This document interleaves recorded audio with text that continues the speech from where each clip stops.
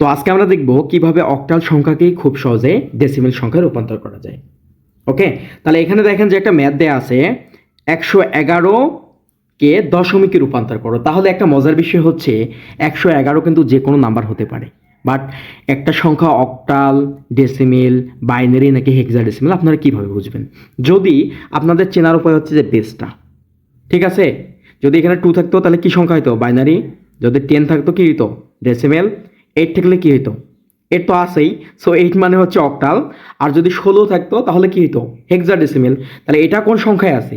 অক্টালে আছে। সো এই অক্টাল সংখ্যাটাকে এখন কিসে রূপান্তর করতে হবে? দশমিকে। সো এটাকে আমি এভাবে লিখতে পারি না, 1 1 1, তারপর কি 8। কোথায় রূপান্তর করতে হবে আমাদের? এটাকে রূপান্তর করতে হবে কোথায়? ডেসিমেলে। সো আমি আগে কি বলছিলাম যে আপনারা যখনই 10 পাবেন, 10-এর কোনো কাজ কাম হবে না, ওকে রিমুভ করে দেবেন, মনে মনে রিমুভ করে দিবেন। সো 10কে যদি আপনারা রিমুভ করে দেন বা হচ্ছে ডিলিট করে দেন, তাহলে এখানে কার মান বের করতে হবে? এই হোয়াট মানে কিন্তু দশমিক। ওকে, দশমিক। তাহলে এখন দেখেন এটার সাথে কি অবস্থা আছে? গুণ অবস্থা। তাহলে প্রত্যেকটা ডিজিটের সাথে আপনি এটাকে গুণ করে দেন। যোগ 1 গুণন 8 যোগ 1 গুণন 8। তারপর আমি কি বলছিলাম যে এটাকে 0 1 2 মানে এদিকে পাওয়ারগুলো 0 1 2 হিসেবে হিসাব করব আমরা। তাহলে এখন দেখেন যে এটা যদি আমি হিসাব করি কত হয়? এটা 64 যোগ 8 যোগ কোনো কিছুর পর 0 মানে কত? 1। তাহলে মান আমি কত পাবো এটাতে? দেখেন তো একটু হিসাব করে দেখলে দেখবেন যে 64 যোগ 8 তাহলে হচ্ছে মান আমরা পাবো এখানে 73। সো এইটার ডেসিমেল মান কত পাইলাম আমি? 73। ওকে, তাহলে আরেকটা আমরা দেখি, আরেকটা এখন আমরা আরেকটা ম্যাথ দেখি যে কিভাবে করা যায়। তো এটাতে শুধুমাত্র পূর্ণ সংখ্যা ছিল। তাহলে এটা দেখেন যে 206 এত 64, এটা কিসে আছে আপনাদের? অক্টালে আছে। সো এটাকে কিসে রূপান্তর করতে হবে আমাদের?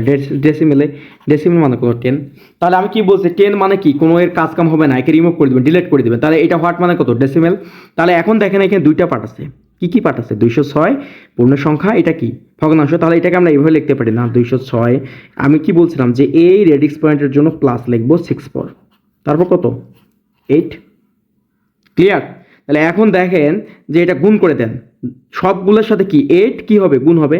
তাহলে 2 গুণন 8 যোগ 0 গুণন 8 যোগ 6 গুণন 8। ঠিক আছে, তাহলে এটার কাজ শেষ। এটার কাজ যখন শেষ, পাওয়ারগুলো এখানে 0 1 2, আরও যদি কিছু থাকতো 3 4 5 6, তাহলে প্লাসের পরিবর্তে প্লাস। তাহলে এখানে 6 গুণন 8 যোগ 4 গুণন 8। তাহলে এইদিকে পাওয়ারগুলো কি হবে আমাদের? -1 -2। ক্লিয়ার? তাহলে এখন কত হয় হিসাব করেন তো? তাহলে 2 গুণন কত? 64। 0-এর সাথে কোনো কিছু গুণ করলে 0, 8-এর পর 0 মানে কোনো কিছুর পর 0 মানে হচ্ছে 1। সো 6 যোগ 6 8 যোগ 4 64। ঠিক আছে, তাহলে এটাকে যদি আপনি ক্যালকুলেশন করেন তাহলে কত পাবেন দেখেন তো? 128 যোগ 0 যোগ 6 যোগ 0.75 যোগ 0.0625।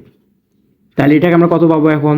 এটাকে যদি আমি ক্যালকুলেশন করি তাহলে হলো 1348125। সো এটা কিসে পাইলাম? এটা পাইলাম আমরা 10-এ। তাহলে এইটার ডেসিমেল মান হচ্ছে কত?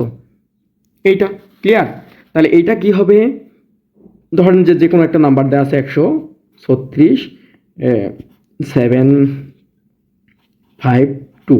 তাই এটা কিসে দেওয়া আছে? এটা দেওয়া আছে আপনার অক্টালে। সো এটাকে রূপান্তর করতে হবে আপনাদের কিসে? ডেসিমেলে।